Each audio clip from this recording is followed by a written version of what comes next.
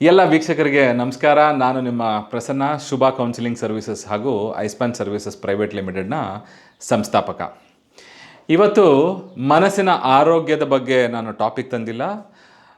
Very happening. ಇವತ್ತು ಎಲ್ಲ social ಮೀಡಿಯಾದಲ್ಲಿ, ರೀಲ್ಸಲ್ಲಿರ್ಬೋದು, ಎಲ್ಲ ಕಡೆ ಮಾತಾಡ್ತಾ ಇದ್ದಾರೆ Gen Z. So Gen Z ಅಂದರೆ ಜನ್ರೇಷನ್ ಝೆಡ್ ಅಂತಲೇ ಹೇಳ್ತಾರೆ.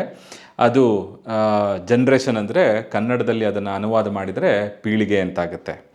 ಸೊ ಹಾಗಾದರೆ ಯಾವ್ಯಾವ ಥರ ಜನ್ರೇಷನ್ ಇದೆ ಅಂತ ನಾವು ನೋಡೋದಾದರೆ, ಫಸ್ಟು ಸೈಲೆಂಟ್ ಜನ್ರೇಷನ್ ಅಂತ ಹೇಳ್ತಾರೆ.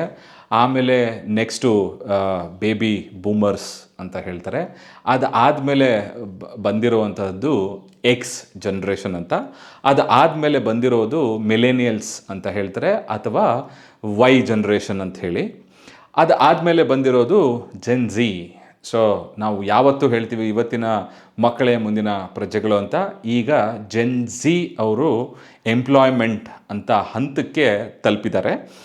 ಇದರದ್ದು ನೆಕ್ಸ್ಟ್ ಬಂದಿರೋ ಅಂಥದ್ದು alpha generation. Next may be ಅಂದರೆ ಬೀಟಾ ಜನ್ರೇಷನ್, ಅಂದರೆ ಈಗ 2025 ಮೇಲೆ ಯಾರು ಹುಡ್ತಾರಲ್ಲ ಅವರೆಲ್ಲ ಬೀಟಾ ಜನ್ರೇಷನ್ ಅಂತ.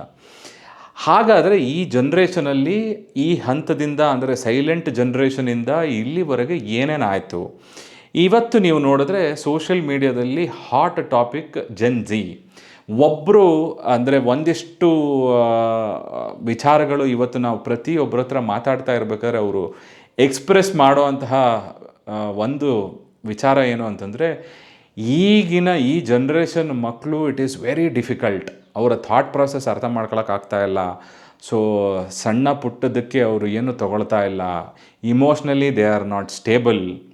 ಹಾಗೆ ಇವ್ರು ಬಂದಾಗಲೇ ಎಲ್ಲ ಟೆಕ್ನಾಲಜಿ ನೀವು ಇವತ್ತು ನೋಡಿದ್ರೆ ಅವರು ಹುಟ್ಟಿದಾಗಿಂದನೇ, ಅಂದರೆ ಈ ಜೆನ್ ಝಿ ಅವರು 96 ಇಂದ ಯಾರ್ಯಾರು ಜನಿಸಿದಾರಲ್ಲ 96ಇಂದ ಅವರು ಅಲ್ಲಿಂದ ಆಲ್ಮೋಸ್ಟ್ 2010-11ವರೆಗೆ ಜೆನ್ ಝಿ ಅಂತ ಹೇಳ್ತೀವಿ.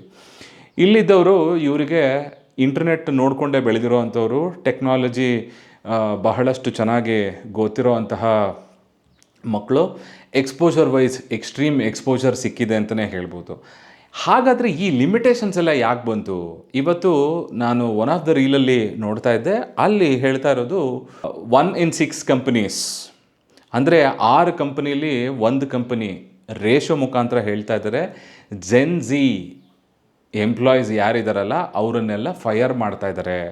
ಯಾಕೆ ಫೈರ್ ಮಾಡ್ತಾ ಇದ್ದಾರೆ ಅಂತಂದರೆ, because of the limitations. They are not ready to take risk. ಅಂದರೆ ನಾನು ಮುಂದೆ ಬೆಳಿಬೇಕು ಅಥವಾ ನೆಕ್ಸ್ಟ್ ಹಂತಕ್ಕೆ ನಾನು ಹೋಗಬೇಕು ಅನ್ನೋದಕ್ಕೆ ದೇ ಆರ್ ನಾಟ್ ರೆಡಿ. ಆಮೇಲೆ ಇವರಲ್ಲಿ ಬಹಳಷ್ಟು ಲಿಮಿಟೇಷನ್ಸ್ಗಳು. ನಾನು ಈ ಕೆಲಸ ಮಾಡಲ್ಲ. ಸೊ ಅವರಿಗೆ ಕೆಲಸ ಇಲ್ಲ ಅಂತಂದ್ರೂ, ಕೆಲಸ ಸಿಕ್ಕಿದೆ ಅಂತಂದ್ರೂ ಇಲ್ಲ, ದಿಸ್ ಇಸ್ ನಾಟ್ ನನಗೆ ಈ ಸ್ಕಿಲ್ ಸೆಟ್ಟೇ ಸಿಕ್ಕಿಲ್ಲ, ಈ ಸ್ಕಿಲ್ ಸೆಟ್ ನಂದಲ್ಲ ಅನ್ನೋದನ್ನು ರಿಜೆಕ್ಷನ್ ಇರೋವಂತಹದ್ದಿರ್ಬೋದು. ಆಮೇಲೆ ಪಂಕ್ಚುಯಾಲಿಟಿ ಇವತ್ತು ಬಹಳಷ್ಟು ಜನ ಎಕ್ಸ್ಪ್ರೆಸ್ ಮಾಡ್ತಾರೆ. ಅಲ್ಲಿ ಈವನ್ ಇಂಟರ್ನ್ಶಿಪ್ಪಿಗೆ ಬಂದಾಗ 9 ಅವರ್ ಲಾಗಿನ್ ಮಾಡಬೇಕು ಅಂತಂದರೆ 4 ಅವರ್ ಲಾಗಿನ್ ಮಾಡಿ 4 ಅವರ್ ಆಫೀಸಲ್ಲೇ ಇರಲ್ಲ ಅಂತ. ಈ ಥರದ ಬಿಹೇವಿಯರ್ ಇಶ್ಯೂಸು ಯಾಕೆ ಬರ್ತಾ ಇದೆ? ಹಾಗೆ ಅಟೆನ್ಷನ್, ಇವರಿಗೆ ಬಹಳ ಕಮ್ಮಿ ಅಟೆನ್ಷನ್ ಇದೆ. ನಾನು ಹಿಂದೆ ಎಕ್ಸ್ಪೋಜರ್ ಅಂತ ಹೇಳಿದೆ, ಆ ಎಕ್ಸ್ಪೋಜರ್ ಬಗ್ಗೆ ಮಾತಾಡುವಂತಹದ್ದು. ಆಮೇಲೆ ಪ್ರತಿಯೊಂದು ವಿಚಾರಕ್ಕೂ ಮೆಂಟಲ್ ಹೆಲ್ತ್ ನಾನು ಜಾಸ್ತಿ ಕಾನ್ಸಂಟ್ರೇಟ್ ಮಾಡ್ತೀನಿ. ಸೊ ನನಗೆ ಈ ಥರ ರೀಸೆಂಟಾಗಿ ಒಂದು ಇನ್ಸಿಡೆಂಟು ಕೂಡ ಒಬ್ಬರು ಎಂಪ್ಲಾಯರ್ ಹೇಳ್ತಾಯಿದ್ರು, ನಾನೇನಾದ್ರು ಜಾಸ್ತಿ ಮಾತಾಡಿದೆ ಅಂತಂದರೆ ನನಗೆ ಚೈಲ್ಡ್ಹುಡ್ ಟ್ರಾಮಾ ಆಗಿದೆ, I have to focus on my mental health, I can't work more than 6 hours, but I don't want to compromise on my salary. ಈ ತರಹದ ಥಾಟ್ ಪ್ರಾಸೆಸ್ಗಳು ಯಾಕೆ ಈ ಜೆನ್ ಝಿಲಿ ಬಂದಿದೆ? ಅವರು ಯಾಕೆ ಈ ಥರ ಬಿಹೇವ್ ಮಾಡ್ತಾ ಇದ್ದಾರೆ? ಸೊ ಇವರಿಗೆ ಯಾವ ತರಹದ ಸಪೋರ್ಟ್ ಸಿಸ್ಟಮ್ ಬೇಕಾಗುತ್ತೆ? ಸೊ ಈ ಎಲ್ಲ ವಿಚಾರಗಳ ಬಗ್ಗೆ ಮಾತಾಡೋಣ. ಹಾಗೆ ಹಿಂದಿನ ಜನ್ರೇಷನ್ ಅಂತ ಹೇಳಿದ್ವಿ, ಇವಾಗ ಸೈಲೆಂಟ್ ಜನ್ರೇಷನ್. ಸೊ ಈ ಸೈಲೆಂಟ್ ಜನ್ರೇಷನ್ ನೋಡಿದ್ರೆ ಡ್ಯೂರಿಂಗ್ ವರ್ಲ್ಡ್ ವಾರ್ ಅಂತ ಹೇಳಬಹುದು. ಆ ಟೈಮಲ್ಲಿ ಇದ್ದಿದ್ದು ಬಹಳ ಕಷ್ಟಕರವಾದ ಜೀವನವಾಗಿತ್ತು. ಅದಾದಮೇಲೆ ಬಂದಿದ್ದು ಬೇಬಿ ಬೂಮರ್ಸ್ ಅಂತ. ಅಂದರೆ ಈ after the world war just ಮುಗಿದು ನೆಕ್ಸ್ಟು ಜನ್ರೇಷನ್ ಇವರು. ಇಲ್ಲಿ ಈ ಜನ್ರೇಷನ್ ಅವರು ಬಹಳ ಎಥಿಕ್ಸ್ ಆಮೇಲೆ ನಾವು ವರ್ಕೋಹಾಲಿಕ್ ಅಂತ ಹೇಳ್ತೀವಿ, ಅವರು ಒಂದು ಸ್ಟ್ರಾಂಗ್ ಬಿಲೀಫ್ ಸಿಸ್ಟಮ್ನ ಇಟ್ಕೊಂಡು ಪ್ಲಸ್ ಆ ಎಥಿಕ್ಸು, ಆ ಲಾಯಲ್ಟಿ ಇದ್ರ ಬಗ್ಗೆ ತುಂಬ ಫೋಕಸ್ ಮಾಡಿಕೊಂಡು ಅವರು ಕೆಲಸ ಮಾಡಿಕೊಂಡು ಬಂದಿರತಕ್ಕಂತಹ ಒಂದು ಜನ್ರೇಷನ್ನು. ಅದಾದಮೇಲೆ ಅಂಟಿಲ್ ಮೇ ಬಿ 1980 ಅಂತ ಹೇಳ್ತೀನಿ, ಅಲ್ಲಿವರೆಗೆ ಎಕ್ಸ್ ಜನ್ರೇಷನ್ ಅಂತ ಹೇಳ್ತೀವಲ್ಲ, ಆ ಎಕ್ಸ್ ಜನ್ರೇಷನ್ಗೆ ಲಿಮಿಟೆಡ್ ಆಫ್ ಟೆಕ್ನಾಲಜಿ ಜಸ್ಟ್ ನೋಡಿರ್ತಕ್ಕಂಥ ಆ ಜನ್ರೇಷನ್ನು. ಅದಾದಮೇಲೆ ಬಂದಿರುವಂತಹ ಜನ್ರೇಷನ್ ನೀವು ನೋಡಿದ್ರೆ ಮಿಲೇನಿಯಲ್ಸ್ ಅಥವಾ ನಾವು ವೈ ಜನ್ರೇಷನ್ ಅಂತ ಹೇಳ್ತೀವಿ. ಈ ಜನ್ರೇಷನ್ನು ಬಹಳಷ್ಟು ಜನ ಈ ಜನ್ರೇಷನಲ್ಲಿ ಏನು ಅಂತಂದರೆ ಹಿಂದೆ ಟೆಕ್ನಾಲಜಿ ಇಲ್ಲದೇ ಇರೋವಂತಹ ದಿನಗಳನ್ನು ನೋಡಿದ್ದಾರೆ, ಟೆಕ್ನಾಲಜಿ ಪೀಕಿಗೆ ಬಂದಿರತಕ್ಕಂತಹ ದಿನಗಳನ್ನು ನೋಡಿದ್ದಾರೆ. ಇಲ್ಲಿ ಎಂಪ್ಲಾಯೀಸ್ ಇರ್ಬೋದು ಅಥವಾ ಈ ಮಿಲೇನಿಯಲ್ಸ್ ಅಂತ ನಾವೇನು ಹೇಳ್ತೀವಲ್ಲ ವೈ ಜನ್ರೇಷನಲ್ಲಿ, ಇಲ್ಲಿ ಮೋರ್ ಆಫ್ ಗುಡ್ ಎಕ್ಸ್ಪೋಜರು ಮತ್ತು ಸಪೋರ್ಟ್ ಸಿಸ್ಟಮ್ ಸಿಕ್ಕಿ ಅವರು ಸ್ಟ್ಯಾಂಡರ್ಡ್ ಆಫ್ ಲಿವಿಂಗ್ ಅಂತ ನಾವೇನು ಹೇಳ್ತೀವಲ್ಲ ಅದರದ್ದು ಫೋಕಸ್ ಮಾಡಿ ಬಂದಿರತಕ್ಕಂತಹ ಜನ್ರೇಷನ್ನು. ಹೀಗೆ ಅದಾದಮೇಲೆ ಬಂದಿರೋದು ಜೆನ್ ಝಿ. ಸೊ ಇಲ್ಲಿ ನಾವು ಒಂದು ಅರ್ಥ ಮಾಡ್ಕೊಳ್ಬೇಕಾಗಿರೋದು ಏನು ಅಂತಂದರೆ, ಈ ಬೇಬಿ ಬೂಮರ್ಸ್ ಮತ್ತು ನಾವು ಜನ್ರೇಷನ್ ಎಕ್ಸ್ ಅಂತ ನೋಡಿದ್ರೆ ಅವರು ಆಲ್ಮೋಸ್ಟ್ ಬೇಸಿಕ್ ನೀಡ್ಸ್, ಅಂದರೆ ಅವರು ಇವಾಗ ಒಂದು ಕಂಪ್ನೀಲಿ ಕೆಲಸ ಮಾಡ್ತಾ ಇದ್ದಾರೆ ಅಂದರೆ 10 ವರ್ಷ ಅದೇ ಕಂಪ್ನೀಲಿದ್ದು ಲಾಯಲ್ ಆಗಿದ್ದು and then focused towards work ಅಂತ ಇದ್ದು, ಅಲ್ಲಿ ಅವರು ಆ ಬೇಸಿಕ್ ನೀಡ್ಸ್ಗಳಿಗೆ ಅಂದರೆ ಇವಾಗ ಫುಡ್ ಶೆಲ್ಟರ್ ಅಂತೆಲ್ಲ ಹೇಳ್ತೀವಲ್ಲ ಇದ್ರ ಮೇಲೆ ಅವರು ಎಲ್ಲ ತರಹದ ಪ್ರಾಬ್ಲಮ್ಗಳನ್ನು ಇದ್ರೂ ಅಕ್ಸೆಪ್ಟ್ ಮಾಡಿಕೊಂಡು ಅಲ್ಲಿ ಅವರು ಫೋಕಸ್ ಮಾಡಿದ್ರು.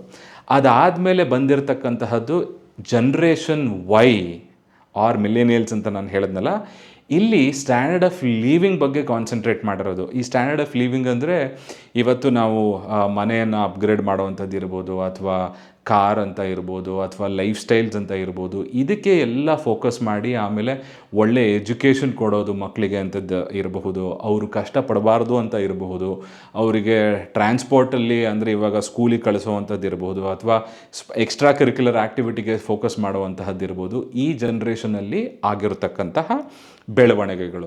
ಹಾಗೆ ನೀವು ಇದನ್ನು ನೋಡಿದ್ರೆ ಜನ್ರೇಷನ್ ಎಕ್ಸ್ ಆ್ಯಂಡ್ ವೈಯಲ್ಲಿ ಗಂಡ ಹೆಂಡತಿ ಇಬ್ಬರು ಕೆಲಸ ಮಾಡುವಂತಹ ಒಂದು ಪರಿಸ್ಥಿತಿ ಬಂದಿದೆ. ಯಾಕೆಂದರೆ ಸ್ಟ್ಯಾಂಡರ್ಡ್ ಆಫ್ ಲಿವಿಂಗ್ ಅಂತ ನಾವೇನು ಹೇಳ್ತೀವಲ್ಲ ಅದ್ರ ಮೇಲೆ ಫೋಕಸ್ಡ್ ಇದ್ದಾಗ ಮಕ್ಕಳಿಗೆ ಒಂದಿಷ್ಟು ಕಾಂಪ್ರಮೈಸ್ ಆಗೋಯ್ತು.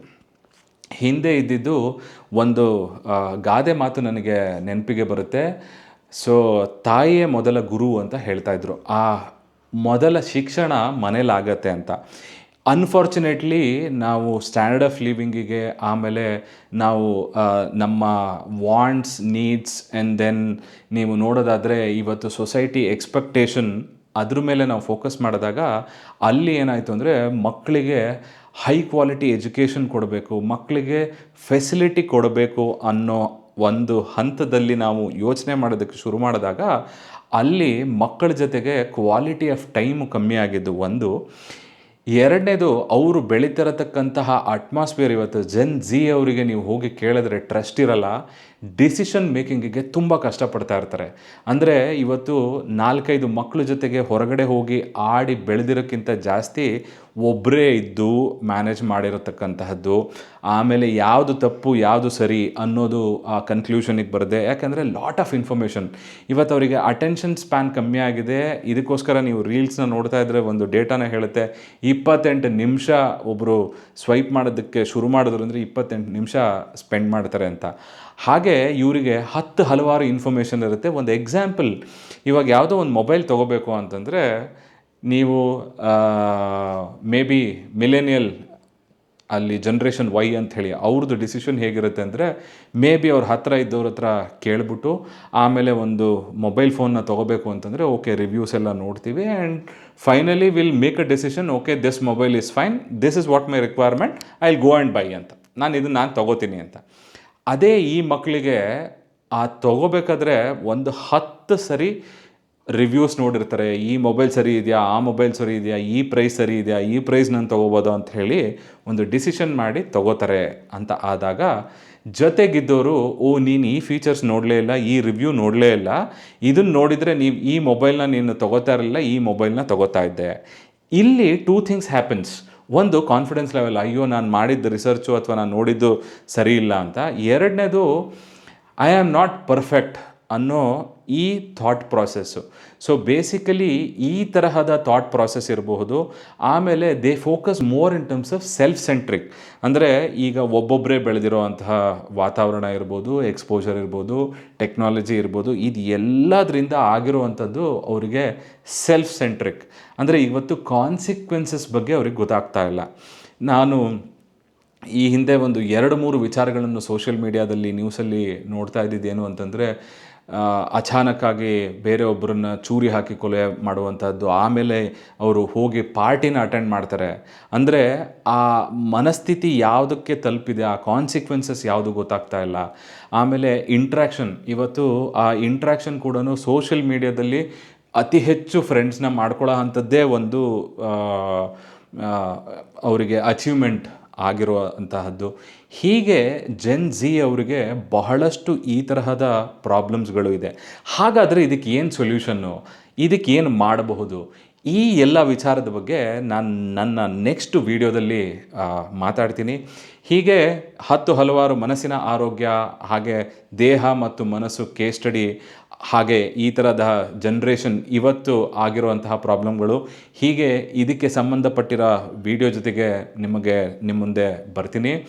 ನೀವು ಇನ್ನೂ ನಮ್ಮ ಚಾನಲ್ನ ಸಬ್ಸ್ಕ್ರೈಬ್ ಮಾಡಲಿಲ್ಲ ಅಂತಂದರೆ ಸಬ್ಸ್ಕ್ರೈಬ್ ಮಾಡಿ, ಹಾಗೆ ಬೆಲ್ ಐಕಾನ್ನ ಒತ್ತ ಮುಖಾಂತರ ನಿಮಗೆ ಮುಂದೆ ಬರುವ ವಿಡಿಯೋಗಳು ಮೊದಲೇ ನೋಟಿಫಿಕೇಷನ್ನಲ್ಲಿ ತಲುಪುತ್ತೆ. ಈ ವಿಡಿಯೋ ನಿಮಗೆ ಇಷ್ಟ ಆಗಿದ್ದರೆ, ಹಾಗೆ ನೀವು ಯಾವ ಜನ್ರೇಷನ್ಗೆ ಇವು ಬಿಲಾಂಗ್ಸ್ ಟು ಅನ್ನೋದನ್ನು ಕಾಮೆಂಟ್ ಮುಖಾಂತರ ತಿಳಿಸಿ. ಮತ್ತೊಂದು ವಿಡಿಯೋದೊಂದಿಗೆ ನಿಮ್ಮ ಮುಂದೆ ಬರ್ತೀನಿ. ಅಲ್ಲಿವರೆಗೆ ನಾನು ನಿಮ್ಮ ಪ್ರಸನ್ನ. ಸರ್ವೇ ಜನ ಸುಖಿನೋ ಭವಂತು.